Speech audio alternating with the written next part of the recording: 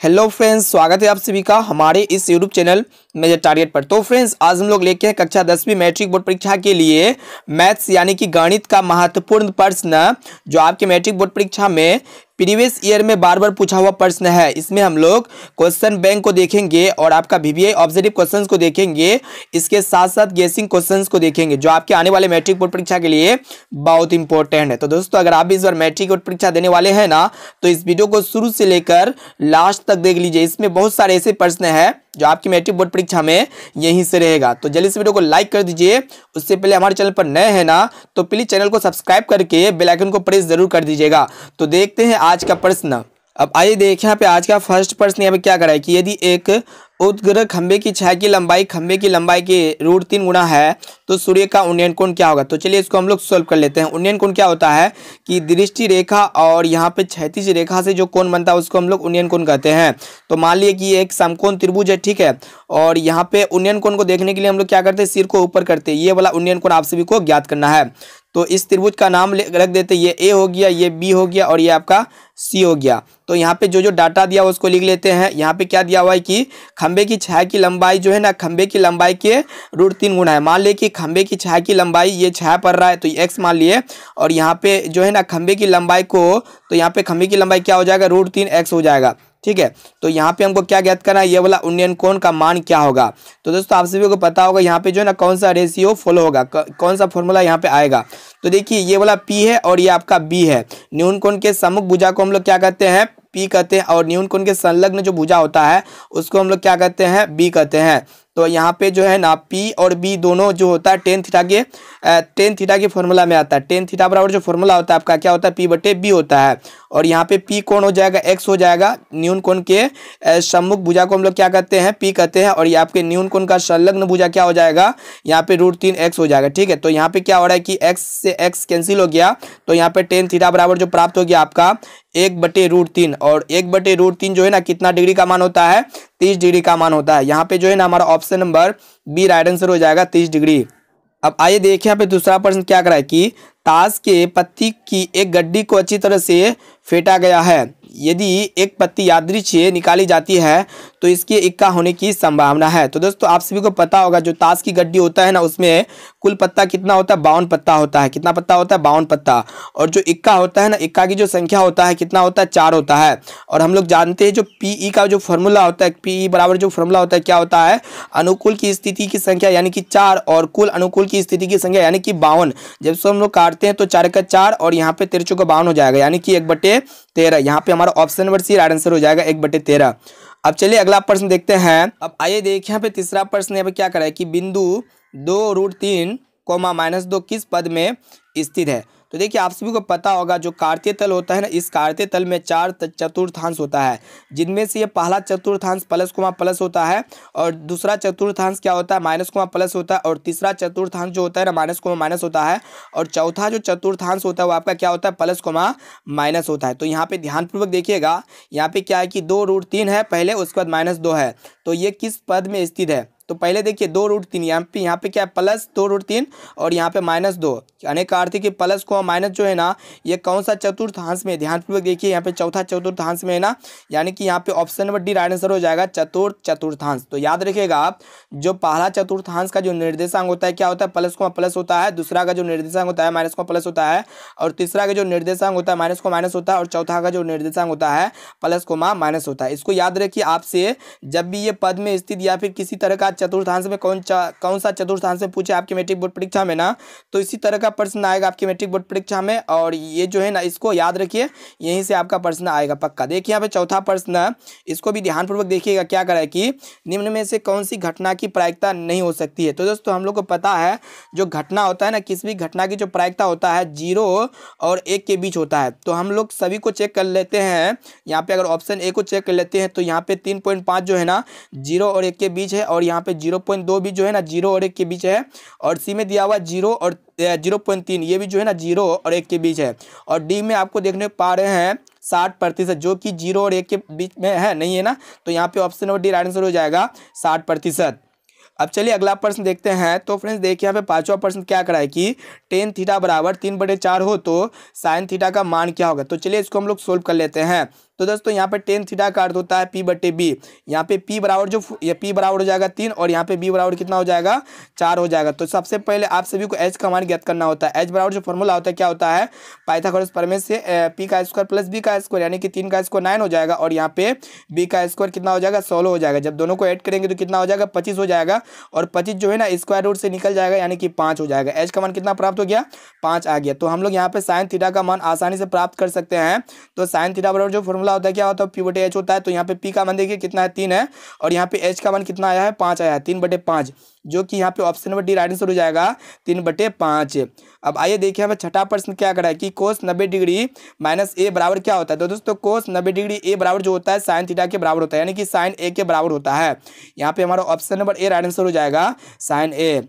अब चलिए अगला प्रश्न देखते हैं। तो फ्रेंड्स देखिए यहाँ पे सातवां प्रश्न क्या करा है कि निम्न में कौन अपरिमेय नहीं है। तो दोस्तों कौन अपरिमेय नहीं है, तो जैसे आप सभी को पता होगा अपरिमेय नहीं है का अर्थ होता है कौन परिमेय है। तो यहाँ पे ध्यानपूर्वक देखिए, यहाँ पे ऑप्शन ए में दिया हुआ है √10, जो कि ये जो है ना ये एक प्रकार का अपरिमेय संख्या है यानी कि यह अपरिमेय नहीं है। यहाँ पे ऑप्शन नंबर ए भी नहीं होगा और बी को भी चेक कर लेते हैं, ये भी एक जो है ना √24 है, ये जो है ना रूट से बाहर नहीं निकलेगा, यह भी एक प्रकार का क्या अपरिमेय है। और सी को भी चेक कर लेते हैं, सी भी एक जो है ना अपरिमेय है। ये डी को देखिए, यहाँ पे डी में क्या है √121 जो कि 11 का स्क्वायर रूट है और √121 जो है ना 11 से बाहर निकल जाता है यानी कि 11 जो है ना यह एक क्या है अपरिमेय नहीं है बल्कि परिमेय है। यहाँ पे option number D correct answer हो जाएगा। अब आइए देखिए यहाँ पे आठवां प्रश्न यहाँ पे क्या करा है कि यदि पी तथा क्यू दो अभाज्य संख्या है तो उनका मोसो क्या होगा। तो दोस्तों दो अभाज्य संख्या का जो मोसो होता है ना कितना होता है, पहले देख लेते हैं कि अभाज्य संख्या क्या होता है जिसका फैक्टर सिर्फ 2 ही होता है। हम लोग अभाज्य संख्या क्या लिख सकते हैं 2 और यहाँ पे 3, ये दोनों क्या अभाज्य संख्या है ना। और यहाँ पे 2 और 3 का जब हम लोग मोसो एचसीएफ ज्ञात करते हैं तो एचसीएफ क्या प्राप्त होता है 1 प्राप्त होता है यानी कि दो अभाज्य संख्या का मोसो क्या होगा 1 होगा। यहाँ पे हमारा option number C right answer हो जाएगा 1। अब चलिए अगला प्रश्न देखते हैं। तो फ्रेंड्स देखिए यहाँ पे नेक्स्ट प्रश्न, एक प्रश्न को ध्यानपूर्वक देखिएगा, काफी महत्वपूर्ण प्रश्न करवा रहे हैं। यहाँ पे देखिए नेक्स्ट प्रश्न क्या करा है कि दो चर में दो एक घातीय समीकरण के ग्राफ यदि प्रतिच्छेद रेखा हो तो हलों की संख्या होगा। तो दोस्तों जब भी दो रेखा आपस में प्रतिच्छेद करे ना तो जो हल होता है यहाँ पे कितना बार क्रॉस कर रहा है, एक बार ना, तो सिर्फ एक ही हल होगा। यहाँ पे हमारा option number A right answer हो जाएगा। अब आइए देखिए हमें 10वां प्रश्न यहाँ पे क्या करा है कि एक पॉइंट्स पी दिया हुआ है और एक पॉइंट्स यहाँ पे 8,6 दिया हुआ और इसको मिलाने वाले रेखाखंड के मध्य बिंदु मिडिल पॉइंट का नियामक ज्ञात करना है। तो दोस्तों मिडिल पॉइंट का जब भी नियामक ज्ञात करने आपसे कहे ना तो ये वाला फॉर्मूला लगाइएगा, ठीक है। और यहाँ पे शर्त रहेगा 2 पॉइंट्स दिया हुआ रहेगा। तो चलिए इसको हम लोग सॉल्व कर लेते हैं। मध्य बिंदु का जो नियामक का फॉर्मूला होता है क्या होता है x बराबर x1 प्लस x2/2, ये एक फॉर्मूला होता है। और एक फॉर्मूला होता है y बराबर जो फॉर्मूला होता है y1 प्लस y2/2, इसी फॉर्मूला के अकॉर्डिंग इसको हम लोग सॉल्व कर लेते हैं। तो यहाँ पे देखिए x1 का मान कितना -4 है तो -4 प्लस हो जाएगा, x2 का मान यहाँ पे 8 दिया हुआ है /2 हो जाएगा, ठीक है। उसके बाद यहाँ पे y बराबर हो जाएगा आपका, देखिए y1 का मान कितना है 2 है प्लस y2 का मान 6 है बटे कितना हो जाएगा 2 हो जाएगा। इसको हम लोग सॉल्व करते हैं। तो देखिए यहाँ पे 8 में जब 4 को घटाते हैं तो 4 होता है 4/2 हो जाएगा x का मान, और यहाँ पे 6 और 2 को ऐड करते हैं तो 8 होता है 8/2। यहाँ पे इसको काटेंगे 2 8 हो जाएगा और यहाँ पे 2 दूना 4 हो जाएगा यानी कि यहाँ पे 2,4, ठीक है। यहाँ पे option number C right answer हो जाएगा 2,4। अब आइए अगला प्रश्न देखते हैं। अब आइए देखिए यहाँ पे नेक्स्ट प्रश्न यहाँ पे क्या करा है कि sine square theta plus cos square theta बराबर होता है 1। यहाँ पे option number A right answer हो जाएगा। अब चलिए अगला प्रश्न देखते हैं। अब आइए देखिए यहाँ पे 12 नंबर प्रश्न यहाँ पे क्या करा है कि एक आदमी 24 मीटर पश्चिम जाता है, पुनः वह 10 मीटर उत्तर जाता है।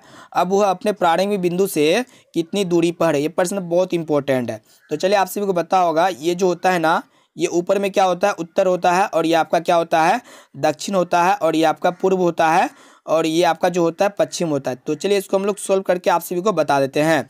तो यहाँ पे क्या होता है कि एक आदमी 24 मीटर पश्चिम जाता है यानी कि इस तरफ आता है कितना मीटर 24 मीटर। तो मान लीजिए कि यहाँ से यहाँ तक की दूरी कितना है 24 मीटर है, ठीक है।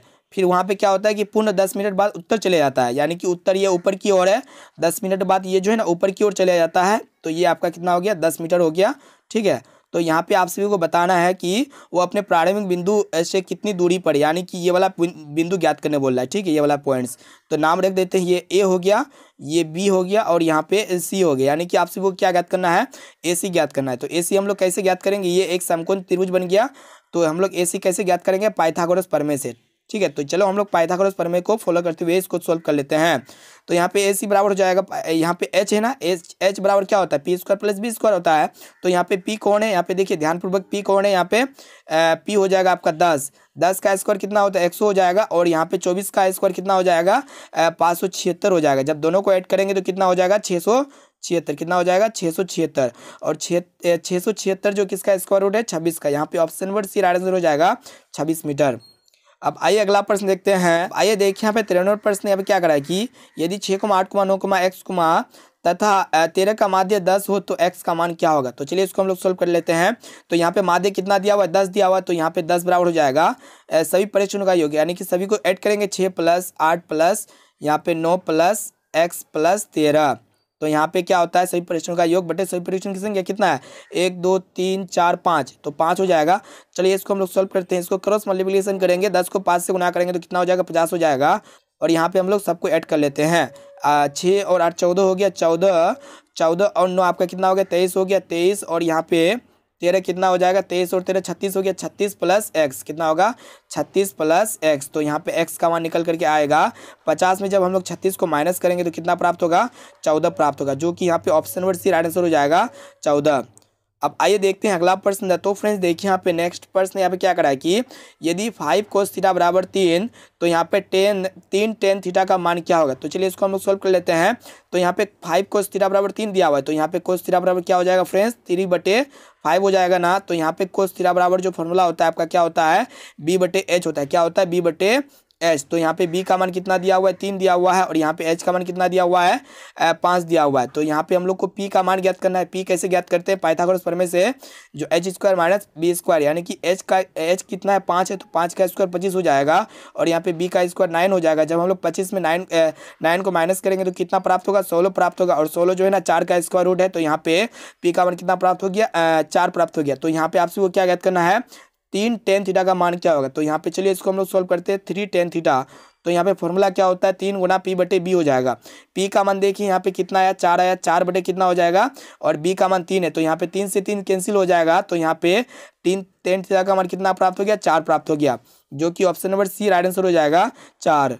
अब चलिए अगला प्रश्न देखते हैं। अब आइए देखिए हमें 15वें प्रश्न यहाँ पे क्या करा है कि निम्न में कौन द्विघात समीकरण नहीं है। तो दोस्तों द्विघात समीकरण जो होता है ना वो आपका क्या होता है जिसकी घात 2 होता है।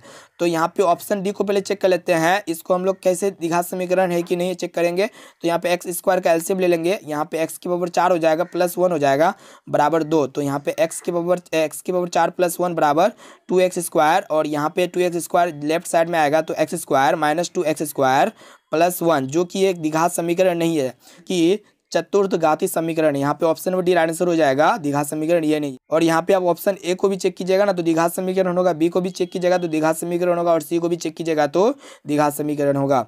अब चलिए अगला प्रश्न देखते हैं। तो फ्रेंड्स देखिए यहाँ पे नेक्स्ट प्रश्न यहाँ पे क्या यदि ABC किसी त्रिभुज के कोण हो तो sin B + C/2 का मान क्या होगा, यानी कि ये बराबर जो होगा ना किसके बराबर होगा। तो चलिए इसको हम लोग सोल्व कर लेते हैं, और ये मान लेते हैं कि एक त्रिभुज है ABC, A और ये B और ये C। हम लोग जानते हैं कि त्रिभुज के तीनों कोणों का ये कितना होता है 180 डिग्री। यहाँ पे A + B + C बराबर कितना हो जाएगा 180 डिग्री हो जाएगा, ठीक है। और यहाँ पे हम लोग क्या करते हैं एक काम करते हैं, दोनों तरफ 2 से डिवाइड कर देते हैं, ठीक है। तो यहाँ पे हो जाएगा आपका A/2 + B + C/2 बराबर यहाँ पे 180 को जब 2 से डिवाइड करेंगे तो कितना होगा 90 हो जाएगा, है ना। एक काम करते हैं A/2 को जो है ना 90 की तरफ लेके चलते हैं। तो यहाँ पे B + C सिर्फ बचता है, B + C/2 सिर्फ बचता है, तो यहाँ पे 90 डिग्री माइनस A/2 हो जाएगा। क्या हो जाएगा 90 डिग्री माइनस A/2, ठीक है। हम लोग क्या करेंगे यहाँ पे दोनों तरफ साइन लेंगे, तो यहाँ पे साइन हो जाएगा साइन B + C/2 बराबर हो जाएगा यहाँ पे साइन 90 डिग्री माइनस A/2। यहाँ पे साइन 90 डिग्री माइनस A/2। तो देखिए साइन 90 डिग्री माइनस थीटा बराबर क्या होता है कोस थीटा होता है ना। तो यहाँ पे कोस 90 डिग्री माइनस थीटा, तो यहाँ पे साइन 90 डिग्री माइनस थीटा बराबर क्या हो जाएगा कोस थीटा। तो यहाँ पे साइन थीटा क्या है A/2 है, तो यहाँ पे कोस A/2 हो जाएगा। यहाँ पे जो है ना हमारा option number C right answer हो जाएगा कोस A/2। अब चलिए अगला प्रश्न देखते हैं। तो फ्रेंड्स देखिए यहाँ पे नेक्स्ट प्रश्न यहाँ पे क्या करा है कि यदि 5 cos थीटा बराबर 3 हो तो 3 tan थीटा का मान क्या होगा। तो चलिए इसको हम लोग सोल्व कर लेते हैं। यहाँ पे जो है ना जो डाटा दिया उसको पहले लिख लेते हैं। तो यहाँ पे cos थीटा बराबर क्या हो जाएगा आपका 3/5 हो जाएगा। कहने का अर्थ है यहाँ पे cos थीटा बराबर क्या होता है b/h होता है। तो यहाँ पे हमारा b बराबर जो होगा ना 3 होगा, उसके बाद यहाँ पे h बराबर जो होगा 5 होगा। तो यहाँ पे हमको पहले p का मान चाहिए। p बराबर जो फॉर्मूला होता है पाइथागोरस में क्या होता है h का स्क्वायर माइनस b का स्क्वायर होता है। तो h कौन है 5 है, 5 का स्क्वायर कितना होता है 25 होता है। तो यहाँ पे 25 - 9, ठीक है। तो यहाँ पे 25 को जब 9 से माइनस करते हैं तो कितना प्राप्त होता है 16 प्राप्त होता है। और 16 किसका स्क्वायर रूट है 4 का स्क्वायर रूट है। तो यहाँ पे p का मान निकल करके आया 4, ठीक है। तो यहाँ पे क्या ज्ञात करना है आप सभी को 3 tan थीटा का मान ज्ञात करना है, ठीक है। क्या ज्ञात करना है 3 tan थीटा का मान। तो यहाँ पे 3 गुना tan थीटा बराबर फॉर्मूला क्या होता है p/b होता है। और यहाँ पे p का मान 4 आया है 4 बटे यहाँ पे b का मान देखिए, यहाँ पे b का मान कितना है 3 है। तो यहाँ पे 3 से 3 कैंसिल हो गया। तो यहाँ पे 3 tan थीटा का मान कितना प्राप्त हो गया 4 प्राप्त हो गया। और यहाँ पे ऑप्शन ए किसी में भी देखने को नहीं मिल रहा है। तो यहाँ पे जो है ना हमारा 4 राइट आंसर हो जाएगा। इसका राइट आंसर याद रखिएगा कि ये 17 का राइट आंसर कितना होगा 4 होगा। अब चलिए अगला प्रश्न देखते हैं। तो फ्रेंड्स देखिए यहाँ पे नेक्स्ट प्रश्न क्या करा है कि यदि px बराबर x² माइनस 3x माइनस 4 एक शून्यक है तो यहाँ पे जो है ना आप सभी को बतलाना है कि यहाँ पे कौन सा ऑप्शन सही होगा। एक शून्यक आप सभी को बताना है। तो चलिए इसको हम लोग सोल्व कर लेते हैं। ये एक द्विघात समीकरण है। तो यहाँ पे x² माइनस 3x माइनस 4 बराबर क्या है 0 है। तो यहाँ पे जो है ना x² यहाँ पे क्या हो जाएगा x², इसको हम लोग -3x को ऐसे लिख सकते हैं -4x² प्लस x माइनस 4 बराबर क्या हो जाएगा 0 हो जाएगा। कितना होगा 0, ठीक है। तो यहाँ पे क्या होगा कि x कॉमन आ रहा है तो x - 4 इंटू यहाँ पे प्लस हो जाएगा 1 इंटू x - 4 बराबर क्या हो जाएगा 0 हो जाएगा। तो यहाँ पे भी x - 4 और यहाँ पे भी x - 4 दोनों में से एक को ले लेते हैं। तो यहाँ पे x - 4 इंटू x प्लस 1 बराबर कितना हो जाएगा 0 हो जाएगा। तो यहाँ पे x बराबर हो जाएगा 4 और यहाँ पे जो है ना x बराबर कितना हो जाएगा -1 हो जाएगा। तो यहाँ पे 2 मान प्राप्त हो गया है, एक -1 और यहाँ पे 4। तो दोनों में से किसी भी ऑप्शन में रहेगा ना तो आपका आंसर हो जाएगा। दोनों में से कोई एक होना चाहिए। तो यहाँ पे ऑप्शन बी में देखने पा रहा है 4, यहाँ पे ऑप्शन और भी राइट आंसर है। अब चलिए अगला प्रश्न देखते हैं। तो फ्रेंड्स देखिए यहाँ पे नेक्स्ट प्रश्न हम क्या करा है कि समांतर श्रेणी दिया हुआ है, ठीक है। और यहाँ पे क्या करा है कि इसका 10वां पद क्या होगा। 10वां पद का कहने का अर्थ है a प्लस 9d। यहाँ पे a प्लस 9d ज्ञात करना है।